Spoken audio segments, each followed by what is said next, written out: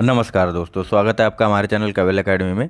दोस्तों हम आज की इस वीडियो में बात करेंगे यूपीएससी के पिछले वर्षों के सॉल्व पेपर के बारे में। ठीक है, इसके पहले हमारा एक लेक्चर ऑलरेडी हो चुका है। ये हमारा इस सीरीज का दूसरा लेक्चर है जिसमें डीपीएसपी और लेजिस्लेटिव के बारे में बात की जाएगी। ठीक, तो चलिए शुरू करते हैं। इसमें हम देखिए, सबसे पहले आपको बता दूँ कि इसमें हम 2011 से लेकर के अब तक यानी कि 2019 तक, ठीक,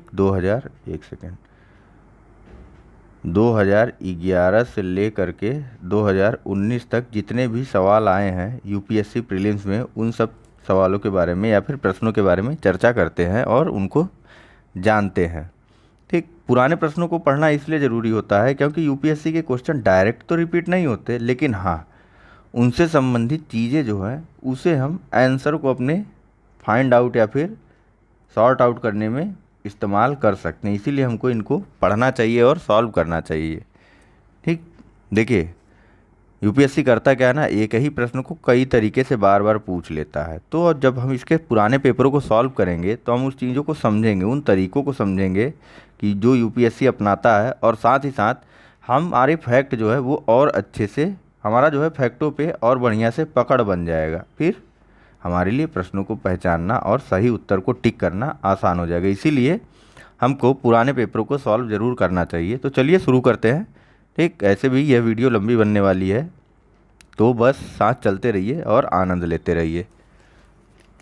चलिए बात करते हैं अपने पहले क्वेश्चन के बारे में। पहला क्वेश्चन क्या है कि यह निम्नलिखित, यह 2017 में आया था प्रश्न। कब? तो 2017 में आया था। ठीक है, क्या कि निम्नलिखित कथनों पर विचार कीजिए। भारत के संविधान के संदर्भ में राज्य के नीति निर्देशक तत्व।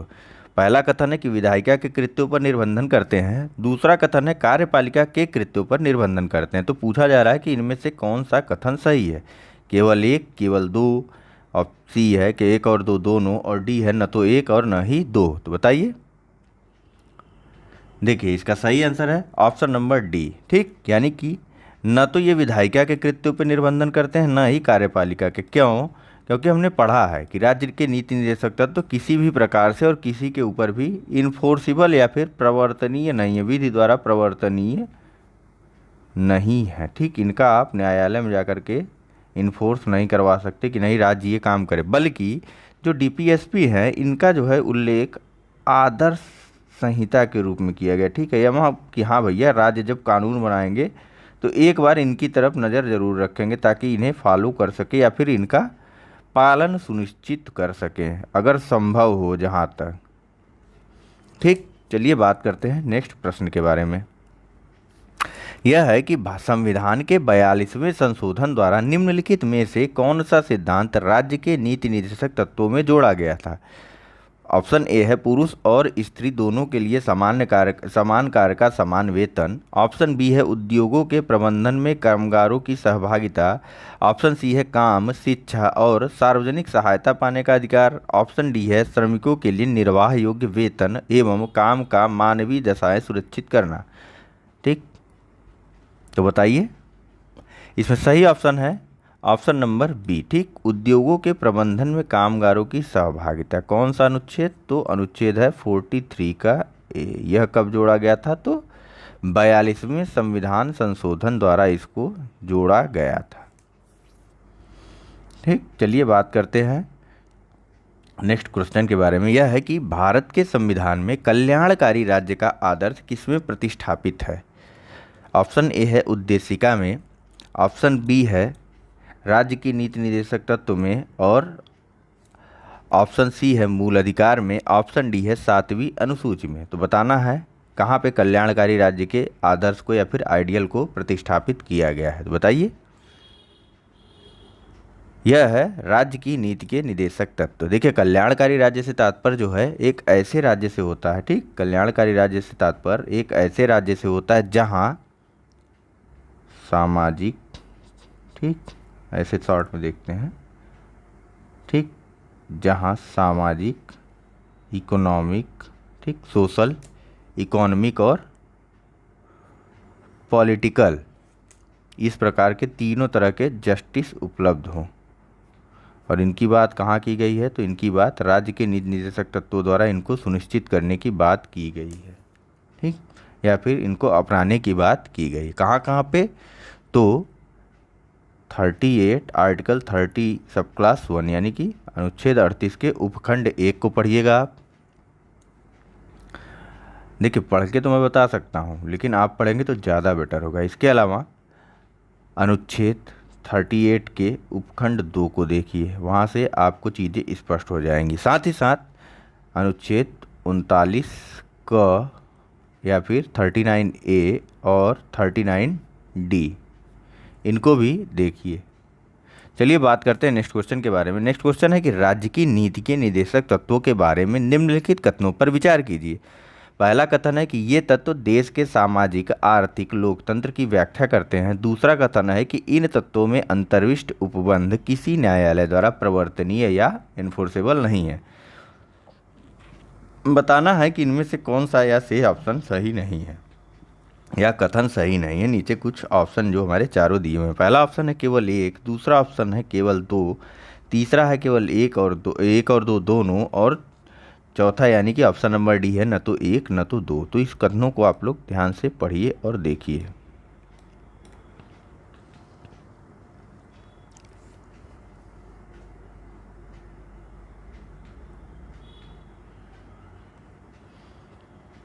इसमें सही आंसर है ऑप्शन नंबर सी, यानी कि दोनों कथन सही हैं। ठीक, नीति निर्देशक तत्वों में सामाजिक आर्थिक लोकतंत्र की व्याख्या की गई है। इसके साथ साथ यह कहीं भी इन्फोर्सिबल नहीं है। इन्फोर्सिबल नहीं है कहाँ बताया गया? यह बताया गया है आर्टिकल 37 में कि इनका जो है यह जो है जो डीपीएसपी है, इनको इन्फोर्स नहीं कराया जा सकता है न्यायालय के द्वारा। ठीक, इन्फोर्स मतलब ज़बरदस्ती आप लागू नहीं करवा सकते, जैसे कि मूल अधिकारों को लेकर के हम लोग न्यायालय में जाते हैं। बात करते हैं नेक्स्ट क्वेश्चन की। यह है कि भारत के संविधान में अंतर्राष्ट्रीय शांति और सुरक्षा की अभिवृद्धि का कहाँ उल्लेख है? तो ऑप्शंस दिए हुए हैं संविधान की उद्देशिका में, ऑप्शन बी है राज्य की नीति के निर्देशक तत्वों में, ऑप्शन सी है मूल कर्तव्यों में, और ऑप्शन डी है 9वीं अनुसूची में। तो बताना है आपको, चलिए जल्दी से बताइए। सही ऑप्शन है ऑप्शन नंबर बी, राज्य की नीति निर्देशक तत्वों में। कहाँ पे दिया है? तो अनुच्छेद 51 में बताया गया है अंतर्राष्ट्रीय शांति और सुरक्षा की अभिवृद्धि के बारे में। ठीक, अनुच्छेद 51 में कितने आर्टिकल हैं, कितने खंड है इसके? तो इसके कितने हैं? 4 खंड। उनमें क्या क्या बताया गया? सबसे पहले तो अनुच्छेद 51A में अंतर्राष्ट्रीय शांति और सुरक्षा की बात की गई, जो कि हमारा यह प्रश्न सीधे सीधे आ गया है। उसके बाद बात की जाती है राष्ट्रों के मध्य सम्मानपूर्ण, अनुच्छेद 51 सब क्लास बी में बात की जाती है कि राष्ट्रों के मध्य न्याय संगत एवं सम्मानपूर्ण संबंधों को बनाए रखने के लिए। इसके बाद 51C में बात की जाती है संगठित लोगों के एक दूसरे से व्यवहारों में अंतर्राष्ट्रीय विधि और संधि बाध्यताओं के प्रति आदर बढ़ाने के लिए। ठीक, इसके बाद बात की जाती है 51D में अंतर्राष्ट्रीय विवादों को मध्यस्थम यानी कि आर्बिट्रेशन के माध्यम से सुलझाने की बात भी यहाँ पे की जाती है। ठीक, ऐसा नहीं कि ज़बरदस्ती करना है, इनको सुलझाने के लिए आर्बिट्रेशन के माध्यम से सुलझाने के लिए प्रोत्साहन देने की बात की जाती है। ठीक, चलिए बात करते हैं नेक्स्ट क्वेश्चन के बारे में। नेक्स्ट क्वेश्चन है हमारा कि भारत के संविधान के उद्देश्यों में से एक के रूप में आर्थिक न्याय का उपबंध है कि भारत के संविधान में अंतर्राष्ट्रीय शांति और सुरक्षा की अभिवृद्धि का उल्लेख कहाँ है? यह पूछा गया। यह प्रश्न तो हमारा ऑलरेडी हो गया है। हाँ, ये है, यह है कि भारत के संविधान के उद्देश्यों में से एक के रूप में आर्थिक न्याय का किसमें उपबंध किया गया है? उद्देशिका और मूल अधिकार में। उद्देशिका और राज्य की नीति निर्देशक तत्व में। ऑप्शन सी है कि मूल अधिकार और राज्य की नीति निर्देशक तत्वों में, और ऑप्शन डी है उपर्युक्त में से कहीं नहीं। एक बार अगर थोड़ा सा डिस्टर्ब होता है तो पूरा गड़बड़ हो जाता है। चलिए फिलहाल देखिए और बताइए कि आर्थिक न्याय का बात कहाँ कहाँ किया गया है। नीचे 4 ऑप्शन दिए हुए जो कि आपको बताए गए हैं, जल्दी से देखिए और फिक्स करिए आपका क्या आंसर है। इसका सही आंसर है ऑप्शन नंबर बी। ठीक, उद्देशिका में आर्थिक 3 तरह के न्याय की बात की गई। किसकी किसकी? पिछले लेक्चर में भी हमने देखा था कि यह क्वेश्चन आया था। ठीक, वहीं से यह क्वेश्चन हम एलिमिनेट कर सकते थे। इसके अलावा अभी आज के ही लेक्चर में हमने अभी पहले कुछ देर पहले बात की थी, जब हम कल्याणकारी राज्यों के बारे में बात कर रहे थे, वहाँ पर भी हमने इस संबंध में बात की थी। तो अब देखिए दोनों क्वेश्चन को आप साथ में देखिए और फिर बताइए यह क्वेश्चन 2013 वाला कितना आसान था, या फिर चूंकि वह क्वेश्चन बाद में आए हैं, ठीक, यह पहले हो गया था 2013, इसके बाद के प्रश्न 2015 और 2017 में ऐसे आए हुए हैं। तो अगर हम इस प्रश्न को पहले से सॉल्व किए रहते तो यह प्रश्न हमारे लिए आसान हो जाते। चलिए फिलहाल उद्देशिका में 3 तरह के न्याय की बात की गई है, सामाजिक, आर्थिक और राजनीतिक। ठीक, इसी प्रकार से राज्य के नीति निर्देशक तत्वों में भी 3 तरह के न्यायों को सुनिश्चित करने की बात की गई है। नेक्स्ट क्वेश्चन की बात करते हैं कि भारत के संविधान के अनुसार निम्नलिखित में से कौन सा देश के शासन के लिए आधारभूत है, बताना है आपको। ऑप्शंस है आपके पास, ए है मूल अधिकार, बी है मूल कर्तव्य, सी है राज्य की नीति के निदेशक तत्व और डी है मूल अधिकार तथा मूल कर्तव्य। चलिए बताइए।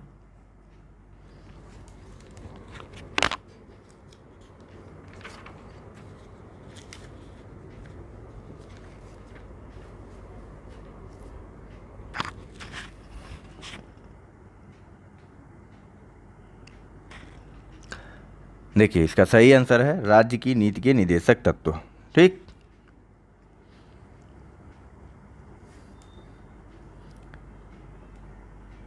इसके बारे में पहले ही चर्चा की जा चुकी कल्याणकारी राज्य से के संबंध में। चलिए बात करते हैं नेक्स्ट क्वेश्चन के बारे में। नेक्स्ट क्वेश्चन है हमारा कि भारतीय संविधान में प्रतिष्ठापित राज्य की नीति के निदेशक तत्वों के अंतर्गत निम्नलिखित प्रावधानों पर विचार कीजिए। यह कुछ प्रावधान है जो कथन स्वरूप दिए हुए हैं। इन प्रावधानों को जो है राज्य के नीति निर्देशक तत्वों में यह दिए ही हुए हैं। ठीक, ये सारे प्रावधान चारों। अब बात करते हैं। देखिए पहला कथन है कि भारतीय नागरिकों के लिए समान नागरिक संहिता सुरक्षित करना। दूसरा कथन है ग्राम पंचायतों को संगठित करना। कथन 3 है कि ग्रामीण क्षेत्रों में कुटीर उद्योगों को प्रोत्साहित करना। और कथन 4 है सभी कर्मकारों के लिए यथोचित अवकाश तथा सांस्कृतिक अवसर सुरक्षित करना। पूछा जा रहा है कि उपयुक्त में से कौन सा गांधीवादी सिद्धांत है। ठीक, गांधीवादी सिद्धांत की बात पूछ रहा है। अब बताइए, अब क्वेश्चन मजा आया ना। अब पूछ रहा है कि राज्य की नीति के निदेशक तत्वों में उपर्युक्त में से कौन से गांधीवादी सिद्धांत हैं जो राज्य की नीति के निदेशक तत्वों में प्रतिबिंबित होते हैं। ऑप्शंस हैं केवल 1, 2, 4। ऑप्शन बी है केवल 2 और 3। ऑप्शन सी है केवल 1, 3 और 4। ऑप्शन डी है 1, 2, 3 और 4। मज़ा आया यह प्रश्न? देखिए ये लग रहा है यूपीएससी के प्रश्न हम लोग कर रहे हैं।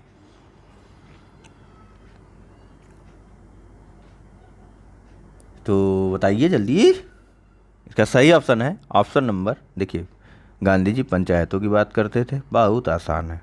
और वो चरखा चलाते थे ना, तो वहीं से कुटीर उद्योग लेके चल दीजिए बस।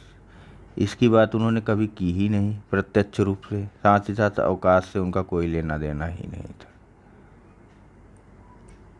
बहुत आसान, गांधी जी को याद करिए और सारे काम सही करिए। चलिए बात करते हैं नेक्स्ट प्रश्न के बारे में। नेक्स्ट प्रश्न है कि भारत के किसी राज्य की विधानसभा के संदर्भ में निम्नलिखित कथनों पर विचार कीजिए। तो कथन दिए हुए हैं। पहला कथन है कि वर्ष के प्रथम सत्र के प्रारंभ में राज्यपाल सदन के सदस्यों के लिए रूढ़िगत यानी कि परंपरागत रूप से, ठीक परेशान मत होइए, परंपरागत रूप से, ठीक। अब देखिए वर्ष के प्रथम सत्र के प्रारंभ में राज्यपाल सदन के सदस्यों के लिए रूढ़िगत संबोधन करता है। दूसरा कथन है कि जब किसी विशिष्ट समय पर राज्य विधानमंडल के पास कोई नियम नहीं होता तो उस विषय पर वह लोकसभा के नियम का पालन करता है। ठीक, 2 कथन ऊपर दिए हुए हैं। बताना है हमको कि उपयुक्त कथनों में से कौन सा सही है और कौन सा गलत है। ऑप्शन है हमारे पास, ऑप्शन ए केवल 1, ऑप्शन बी केवल 2, ऑप्शन सी केवल 1 और 2, सॉरी 1 और 2 दोनों हो जाएगा ना, केवल कहाँ लगेगा। ऑप्शन डी है न तो 1 और न ही 2। तो बताइए कौन सा सही है।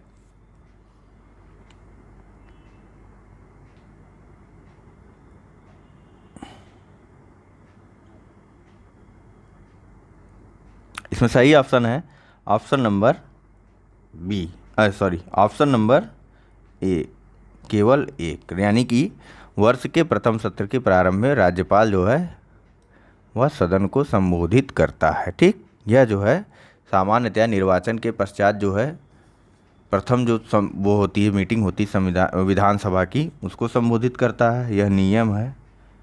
इसके अलावा जो है यह साल के जो है प्रथम सप्ताह में अगर विधानसभा और विधान परिषद दोनों है तो उन दोनों के संयुक्त सदन को, और अगर एक है तो केवल उसी विधानसभा को ही संबोधित करता है। ठीक, साल का जो पहला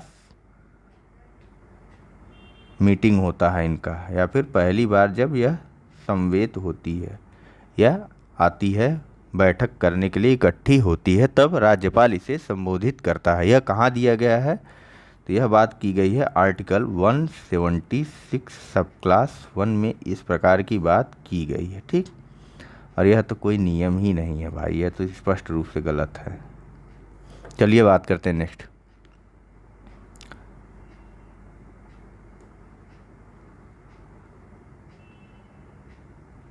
हाँ, यह क्या हो गया था भाई अचानक से। नेक्स्ट है कि निम्नलिखित कथनों पर विचार कीजिए। संसद निर्हरता निवारण अधिनियम 1959 कई पदों को लाभ का पद के आधार पर निर्हरता से छूट देता है। कथन 2 है कि उपयुक्त अधिनियम 5 बार संशोधित किया गया था। और कथन 3 है कि शब्द लाभ का पद धारण करने में शब्द लाभ का पद भारत के संविधान में भली भांति परिभाषित किया गया है। पूछा जा रहा है कौन सा से कथन सही है। ऑप्शंस हैं केवल 1 और 2, ऑप्शन बी केवल 3, ऑप्शन सी केवल 2 और 3, और ऑप्शन डी केवल 1, 2 और 3, यानी कि सभी तीनों कथन सही है। तो अब बताना है कि कौन सा सही है, बताइए आप लोग।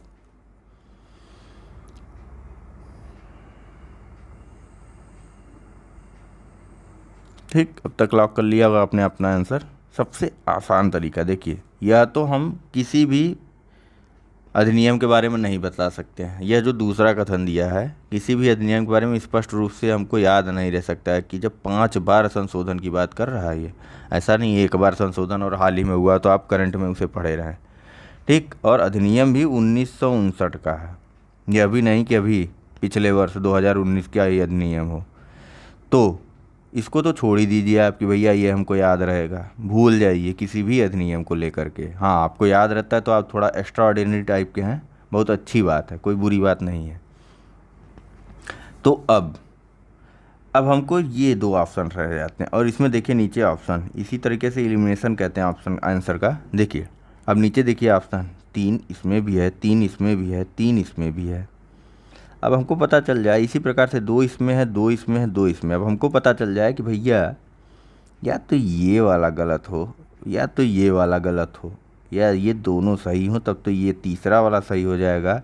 और अगर एक 3 वाला गलत होगा तब तो केवल ए वाला सही हो जाएगा, अगर 2 वाला गलत होगा तब केवल बी सही हो जाएगा। अब बात करते हैं, अब हमको पता क्या होना चाहिए। तो जब हम लाभ के पद की बात करते हैं तब हम वहाँ उसको पढ़ते हैं कि इसकी परिभाषा भारत के संविधान में कहीं नहीं दी गई। हालांकि लाभ के पद का बात तो की गई है, ठीक, लाभ के पद का उल्लेख तो किया गया है, कहाँ कहाँ, तो यह आर्टिकल 102 में, और इसके साथ साथ 102 डायरेक्ट नहीं, 102 सब क्लास 1 में, और इसके साथ साथ यह संसद के लिए, ठीक, संसद के लिए यहाँ पे बात की जाती है। ठीक, इसके साथ साथ विधानसभाओं या विधान परिषदों के लिए बात की गई थी।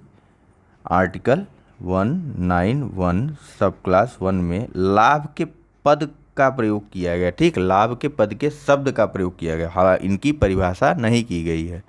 तो यहाँ से हमें पता चल जाता है कि यह ऑप्शन नंबर 3 तो गलत है। अब बहुत आसान है, जब 3 गलत हो गया तो कौन सा आंसर सही है, ऑप्शन ए सही है। ठीक, इसमें जो है 5 बार संशोधन किया गया था, बता देता हूँ आपको, याद रखने की कोई ज़रूरत नहीं है। ठीक है, 1993 कब, तो 1993, उसके बाद 93, फिर 99, फिर सन 2000, उसके बाद 2006, फिर उसके बाद 2013 में इसमें संशोधन किया गया था। यह याद रखने की बिल्कुल भी ज़रूरत नहीं है। चलिए बात करते हैं नेक्स्ट क्वेश्चन के बारे में। नेक्स्ट क्वेश्चन है धन विधेयक के संबंध में निम्नलिखित में से कौन सा कथन सही नहीं है, पूछा जा रहा है। तो क्या पूछा जा रहा है, कौन सा कथन सही नहीं है, अब बताइए। ऑप्शन ए है कि किसी बिल या विधेयक को धन विधेयक तब माना जाएगा जब इसमें केवल कर के अधिरोपण, उन्मूलन, माफी, परिवर्तन या विनियमन से संबंधित प्रावधान हो। दूसरा कथन है यानी ऑप्शन बी है कि धन विधेयक में भारत के संचित निधि एवं भारत की आकस्मिकता निधि की अभिरक्षा से संबंधित उपबंध होते हैं। कथन 3 यानी कि ऑप्शन सी है कि धन विधेयक भारत की आकस्मिकता निधि से धन के नियोजन से संबंधित होता है। और ऑप्शन डी है धन विधेयक भारत सरकार द्वारा धन के उधार लेने या कोई प्रत्याभूति देने के विनियमन से संबंधित होता है। पूछा जा रहा है कौन सा गलत है, तो बताइए आप लोग।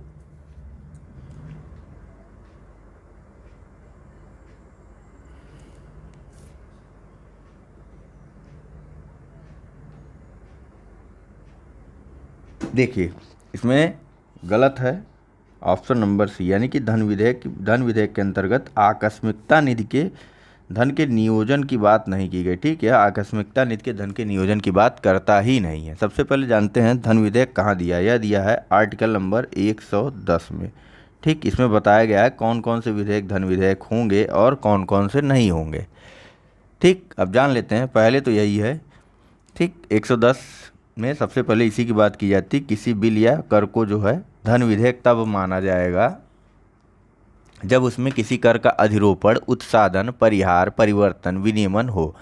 फिर बात करता है नेक्स्ट की भारत सरकार द्वारा धन उधार लेने या प्रत्याभूति देने का विनियमन, अर्थात भारत सरकार द्वारा उधार ली गई या ली जाने वाली किन्हीं वित्तीय बाध्यताओं से संबंधित उपबंध भी धन विधेयक की परिभाषा में आएंगे। ठीक, उसके बाद नेक्स्ट बात की जाती है कि जो इनमें संशोधन होता है, यानी कि उधार लेने और गारंटी या फिर जिसे हम प्रत्याभूति भी कहते हैं, इनके विनियमन को या रेगुलेशन से लेकर बाद भी वो आ जाएगी, धन विधेयक की परिभाषा के अंतर्गत आती है। इसके अलावा संचित निधि की बात करते हैं। ठीक, संचित निधि में या आकस्मिकता निधि में इनमें धन जमा करने तथा इन धन को निकालने के लिए या जमा करने के लिए जो विधेयक लाए जाते हैं वह भी धन विधेयक के अंतर्गत आते हैं। फिर इसके बाद बात की जाती है कि किसी भी व्यय को संचित निधि पर जब भारित करना हो तो वह भी धन विधेयक की परिभाषा के अंतर्गत ही आएगा। ठीक,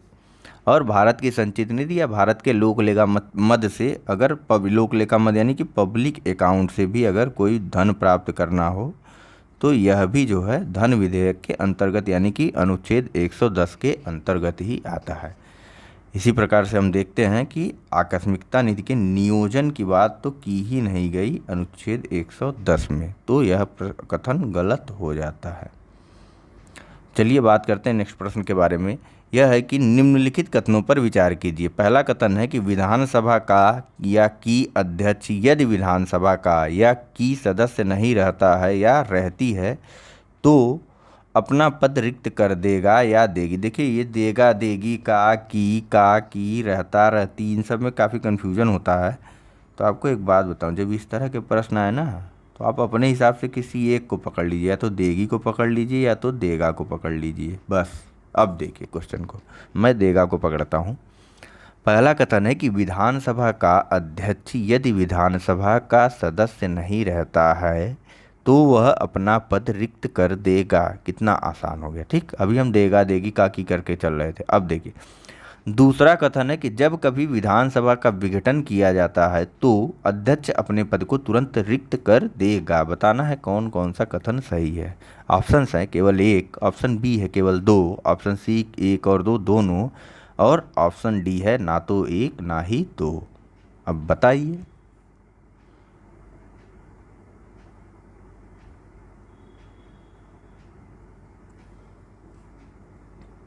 इसका सही आंसर है ऑप्शन नंबर ए, केवल 1 सही है।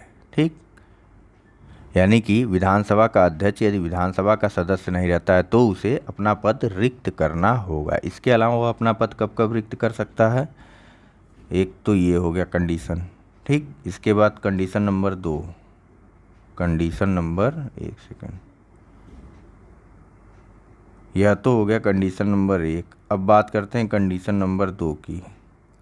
कंडीशन नंबर 2 है कि किसी भी समय यदि वह सदस्य अध्यक्ष है तो वह उपाध्यक्ष को संबोधित करके अपना इस्तीफा दे देगा, और अगर उपाध्यक्ष है तो सदस्य को संबोधित करके अपना इस्तीफा दे देगा। अब कंडीशन नंबर 3 की बात करते हैं।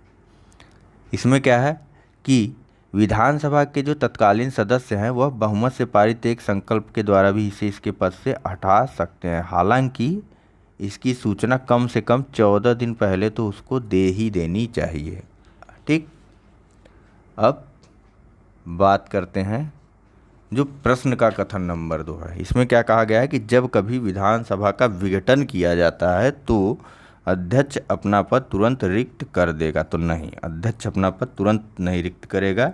यह जब नई विधानसभा गठित हो जाएगी उसके बाद उसके प्रथम अधिवेशन, ठीक, नई विधानसभा के प्रथम अधिवेशन के ठीक पहले यह अपना पद रिक्त कर देगा।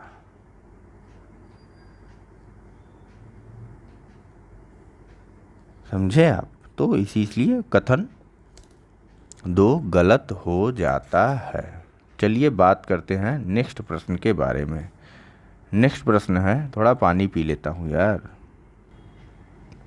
हाँ, तो नेक्स्ट प्रश्न है, भारत की संसद के संदर्भ में निम्नलिखित में से कौन सी संसदीय समिति इसकी समीक्षा करती है और सदन को सूचित करती है कि जो विनियम, नियम, उपनियम, उपविधि आदि बनाने की शक्तियाँ संविधान द्वारा प्रदत्त हैं या संसद द्वारा प्रत्यायोजित हैं, उनका कार्यपालिका द्वारा इन प्रत्यायोजित या डेलीगेशन की परिधि के भीतर ही उपयोग हो रहा है। ऑप्शंस हैं, ऑप्शन ए है सरकारी आश्वासनों संबंधी समिति, ऑप्शन बी है अधीनस्थ विधान संबंधी समिति, ऑप्शन सी है नियम समिति, और ऑप्शन डी है कलाकार या बिजनेस एडवाइजरी, कार्य सलाहकार या बिजनेस एडवाइजरी समिति। तो बताइए आप लोग।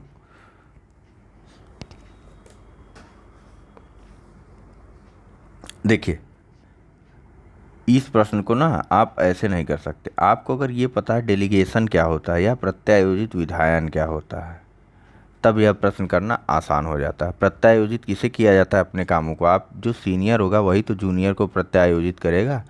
अब देखिए, यहाँ अधीनस्थ विधान संबंधी समिति की बात की जाती है। विधान संबंधी समिति पे ज़्यादा ध्यान दीजिए। ठीक, अब यह अधीनस्थ भी है तो यह किसका कार्य होगा? तो यह जो है ऑप्शन बी इसमें सही हो जाएगा। ठीक, इसका गठन कब किया गया था? तो इसका गठन किया गया था 1953 में। सदस्य कितने होते हैं? तो सदस्य 15 होते हैं। चलिए बात करते हैं नेक्स्ट क्वेश्चन के बारे में। नेक्स्ट क्वेश्चन है कि निम्नलिखित कथनों पर विचार कीजिए। पहला कथन है कि पहली लोकसभा में विपक्ष में सबसे बड़ा राजनीतिक दल स्वतंत्र पार्टी था। दूसरा कथन है कि लोकसभा में नेता प्रतिपक्ष को सर्वप्रथम 1969 में मान्यता दी गई थी। और कथन 3 है कि लोकसभा में यदि किसी दल के न्यूनतम 75 सदस्य न हो तो उसको नेता प्रतिपक्ष के रूप में मान्यता नहीं मिल सकती है। पूछा जा रहा है कि कौन कौन सा कथन सही है। ऑप्शन देख लीजिए कि ऑप्शन ए है केवल 1 और 3, ऑप्शन बी है केवल 2, ऑप्शन सी है कि केवल 2 और 3, और ऑप्शन डी है 1, 2 और 3। ठीक, यहाँ जो है सी रहेगा। अब बताइए।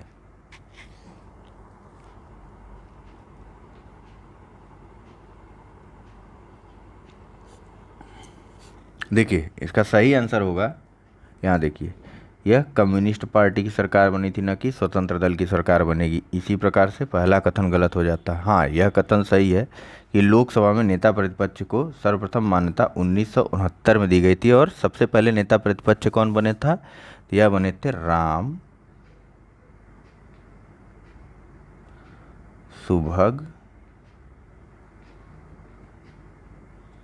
सिंह। ठीक,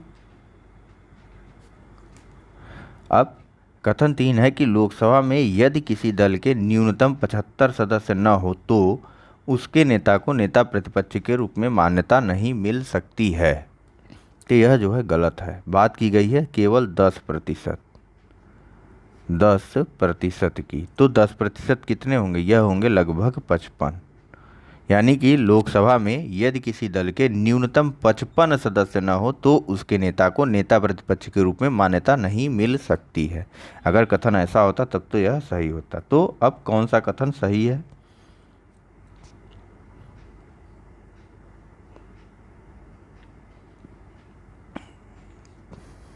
बताइए। इसमें सही कथन है ऑप्शन बी, केवल 2। परेशान काहे हो गए यार।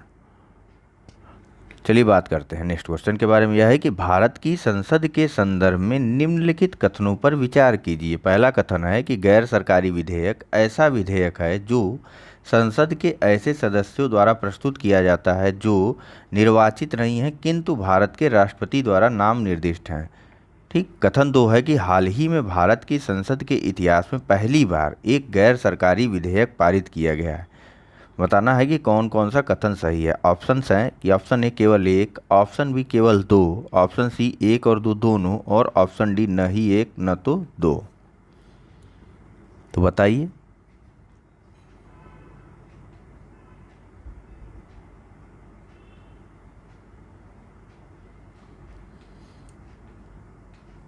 इसका सही आंसर है ऑप्शन नंबर डी। देखिए यह गलत है। हाँ, हाल ही में प्रस्तुत तो किया गया लेकिन यह पहली बार नहीं प्रस्तुत किया गया। दूसरी चीज़, गैर सरकारी विधेयक ऐसे विधेयक होते हैं जो मंत्री को छोड़ कर के किसी भी सदस्य द्वारा प्रस्तुत किया जाता है। ठीक। संसद के जो भी सदस्य प्रस्तुत करते हैं अगर वह मंत्री नहीं है तो उनके द्वारा जो बिल पेश किया जाता है या विधेयक पेश किया जाता है उसे गैर सरकारी बिल या प्राइवेट मेंबर बिल कहा जाता है। ठीक। और अब तक कितने पास हुए? तो अब तक लगभग 2 दर्जन यह पास हो चुके हैं गैर सरकारी विधेयक जो है, और 2 दर्जन नहीं 1 दर्जन के लगभग पास हुए हैं। और जो है सबसे आखिरी में पास हुआ था 1970 के आसपास का। इसके बारे में PT 365 के सीरीज में आप देख सकते हैं, काफ़ी डिटेल से चर्चा की गई है। देखिए PT 365 की सीरीज ना काफ़ी अच्छी है, चाहे तो आप उसे ख़रीद के पढ़ लीजिए या फिर वीडियो देख लीजिए। बहुत आसान है। डेली का अपना फिक्स्ड बना लीजिए, 10 पेज ख़त्म करना है या 15 पेज ख़त्म करना है, 10 या 15। ना बर्डन लगेगा ना कुछ। मैक्सिमम 1 घंटा, 1 से 2 घंटा लगेगा और यह कवर हो जाएगा आपका। 2 घंटा मैंने बहुत ज़्यादा बोल दिया है। जिस दिन आपका पढ़ने का मन नहीं करेगा बिल्कुल भी, एक पेज भी, उस दिन आप इसे 2 घंटे में पढ़ के ख़त्म कर सकते हैं। इतना टारगेट अगर आप रखते हैं तो 10 से 15 पेज का। ठीक है। या फिर आप वीडियो भी देख सकते हैं। ठीक। वैसे मैं रिकमेंड करूँगा कि आप एक बार उसे पढ़िए, फिर वीडियो देखिए, या फिर पहले वीडियो देख लीजिए और फिर उसे पढ़ लीजिए। लेकिन यह दोनों काम करिए। इससे क्या होगा ना, सारा चीज़ क्लियर हो जाएगा और 2 बार रिवीजन हो जाएगा फटाक से। चलिए बात करते हैं नेक्स्ट क्वेश्चन के बारे में। नेक्स्ट है कि निम्नलिखित कथनों में से उस एक को चुनिए जो मंत्रिमंडल स्वरूप की सरकार के और एक बात बताऊं, PT 365 की सिर्फ और सिर्फ रीडिंग की गई है, ऐसा नहीं कि कुछ अलग से उसमें डिटेल बताया गया। देखिए ऐसा इसलिए किया गया क्योंकि वो खुद जो है काफ़ी शॉर्ट में बनाया गया था नोट। उसको जो है और शॉर्ट करना मतलब कि फिर वीडियो के साथ या फिर आप लोगों के साथ जो है न्याय नहीं किया जा सकता था, इसीलिए उसे सिर्फ और सिर्फ उसकी रीडिंग की गई। हाँ, ब्रीफ में उसको ज़रूर बताया जा सकता था, लेकिन ब्रीफ में बताने का मतलब वीडियो जो है काफ़ी लंबी बन जाती, जिसे देखना पॉसिबल नहीं हो पाता। जैसे कि टेस्ट सीरीज को हमने डिस्कस किया लेकिन वह आप लोग देखे नहीं। तो चलिए फिलहाल बात करते हैं कि निम्नलिखित कथनों में से उस एक को चुनिए जो मंत्रिमंडल स्वरूप की सरकार के अंतर्निहित सिद्धांत को अभिव्यक्त करता है। पहला कथन है या पहला ऑप्शन ये है कि ऐसी सरकार के विरुद्ध आलोचना को कम से कम करने की व्यवस्था जिसके उत्तरदायित्व जटिल है तथा उन्हें सभी के संतोष के लिए निष्पादित करना कठिन है। ऑप्शन बी है कि ऐसी सरकार के कामकाज में तेजी लाने की क्रियाविधि जिसके उत्तरदायित्व दिन प्रतिदिन बढ़ते जा रहे हैं। और ऑप्शन सी है कि सरकार के जनता के प्रति सामूहिक उत्तरदायित्व को सुनिश्चित करने के लिए संसदीय लोकतंत्र की एक क्रियाविधि। और ऑप्शन डी है उस शासनाध्यक्ष के हाथों को मजबूत करने का एक साधन जिसका जनता पर नियंत्रण ह्रासोन्मुख दशा में, ह्रासोन्मुख दशा यानी कि गिरते स्तर पर। चलिए बताइए।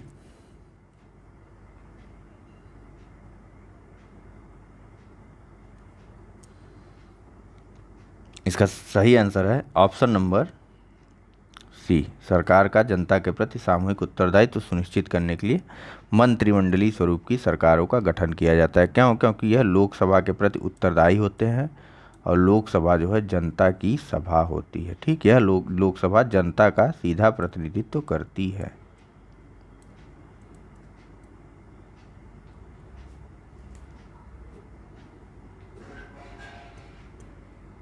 चलिए बात करते हैं नेक्स्ट क्वेश्चन के बारे में।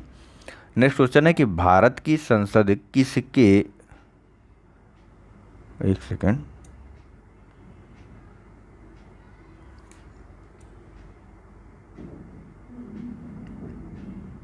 प्रश्न तो यह आएगा नेक्स्ट।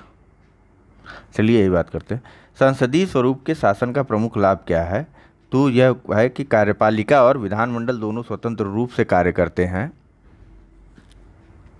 फिर पूछा जा रहा है कि यह नीति को निरंतरता प्रदान करता है और यह अधिक दक्ष बनाता है।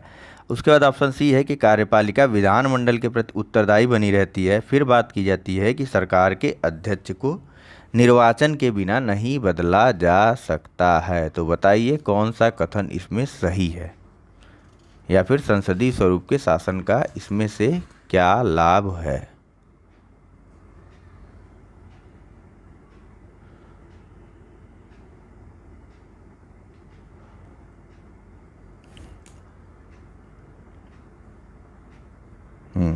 बताइए। देखिए, कार्यपालिका जो है यह विधानमंडल के प्रति उत्तरदायी बनी रहती है। इसके बारे में व्याख्या अभी हमने ठीक ऊपर की है। चलिए अब बात करते हैं नेक्स्ट क्वेश्चन के बारे में। नेक्स्ट प्रश्न है हमारा, क्या है कि भारत की संसद किसके किनके द्वारा मंत्रिपरिषद के कृत्यों के ऊपर नियंत्रण रखती है? ठीक, स्थगन प्रस्ताव, प्रश्नकाल और अनुपूरक प्रश्न, यह 3 प्रस्ताव या प्रक्रिया के बारे में दिया गया है और पूछा जा रहा है कि मंत्रिपरिषद के ऊपर संसद किस प्रकार से नियंत्रण रखती है इन तीनों के माध्यम से। बताइए नीचे दिए हुए कूटों का प्रयोग करके सही उत्तर। ऑप्शन ए है केवल 1, ऑप्शन बी है केवल 2 और 3, और ऑप्शन सी है 1 और 3, ऑप्शन डी है 1, 2 और 3। एक ऊपर के थोड़ी सी लाइनें कट जा रही हैं, मैं देख रहा हूँ काफ़ी देर से। कोई बात नहीं, नेक्स्ट बार टाइम हम लोग इस पर ज़रूर ध्यान देंगे और काम करेंगे। ठीक, अगली बार ऐसा नहीं होगा। ये बहुत देखिए आसान है।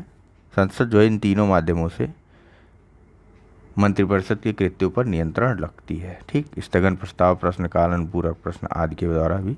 चलिए बात करते हैं इस क्वेश्चन के बारे में कि लोकसभा के निर्वाचन के लिए नामांकन पत्र। ठीक, इसके बाद 4 ऑप्शन दिए हुए हैं। भारत में निवास करने वाले किसी भी व्यक्ति द्वारा दाखिल किया जा सकता है। ऑप्शन बी है कि जिस निर्वाचन क्षेत्र में निर्वाचन लड़ा जाना है वहाँ के किसी निवासी द्वारा दाखिल किया जा सकता है। ऑप्शन सी है कि भारत के किसी नागरिक द्वारा जिसका नाम किसी निर्वाचन क्षेत्र की मतदाता सूची में है दाखिल किया जा सकता है। और ऑप्शन डी है कि भारत के किसी नागरिक द्वारा दाखिल किया जा सकता है। बताना है आपको कि कौन जो है निर्वाचन या नामांकन पत्र दाखिल कर सकता है।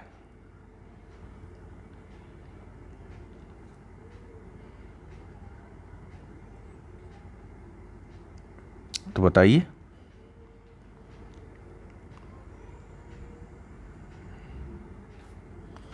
इसमें सही ऑप्शन है ऑप्शन नंबर सी, यानी कि भारत के किसी भी नागरिक द्वारा जिसका नाम किसी निर्वाचन क्षेत्र की मतदाता सूची में शामिल है वह जो है नामांकन पत्र लोकसभा के लिए दाखिल कर सकता है। ठीक, इसके बारे में कहाँ प्रावधान दिया गया? तो अनुच्छेद 84 में यह बताया गया है कि कौन कौन जो है भारत के निर्वाचन के लिए या संसदों की सदस्यता के लिए अहर है। ठीक, अहरित या फिर योग्य है। यहाँ पे बताया गया है कि वह नागरिक जो भारत का है और निर्वाचन आयोग द्वारा इस निमित्त प्राधिकृत किसी व्यक्ति के समक्ष तीसरी अनुसूची में इस प्रयोजन हेतु यानी कि नामांकन पत्र या निर्वाचन के प्रयोजन हेतु शपथ लेता है और उस पर हस्ताक्षर करता है, वह योग्य होगा। इसके साथ साथ राज्यसभा के लिए उसकी उम्र 30 वर्ष से कम नहीं होनी चाहिए और लोकसभा के लिए 25 वर्ष से कम नहीं होनी चाहिए। ठीक। और फिर जो है इसमें बताया गया है कि उसके पास ऐसी अन्य भी योग्यताएं होनी चाहिए जो संसद द्वारा किसी विधि द्वारा बनाई गई। तो यह कहाँ बताया गया? पीपुल्स रिप्रेजेंटेशन एक्ट 1951 में। कहाँ पे? तो 1951 में यह बताया गया है क्या कि किसी व्यक्ति को, यह जो है धारा 4 में बताया गया है, 4D में इसके, ठीक, 4D में बताया गया है कि कोई व्यक्ति अगर वह संसदीय क्षेत्र का मतदाता नहीं, इस बारे में बात की जा रही, निर्वाचन क्षेत्र का किसी भी निर्वाचन क्षेत्र का मतदाता नहीं है तो वह चुनाव में भाग नहीं ले सकता है। ठीक। इसी प्रकार से यह संसदीय के बारे में बात की गई है। इसी प्रकार से 5C में विधानसभा के बारे में या फिर विधान परिषदों के बारे में भी प्रावधान किया गया है। चलिए बात करते हैं नेक्स्ट प्रश्न के बारे में। नेक्स्ट प्रश्न है कि निम्नलिखित कथनों पर विचार कीजिए। पहला कथन है कि लोकसभा अथवा राज्य की विधानसभा के निर्वाचन में जीतने वाले उम्मीदवार को निर्वाचित घोषित किए जाने के लिए किए गए मतदान का कम से कम 50% पाना अनिवार्य है। ठीक। दूसरा कथन है कि भारत के संविधान में अधिकथित उपबंधों के अनुसार लोकसभा में अध्यक्ष का पद बहुमत वाले दल को जाता है तथा उपाध्यक्ष का पद विपक्ष को जाता है। बताना है कि कौन सा कथन सही है। कि ऑप्शन ए है केवल 1, ऑप्शन बी है केवल 2, ऑप्शन सी है 1 और 2 दोनों, और ऑप्शन डी है न तो 1 न ही 2। बताइए आप लोग।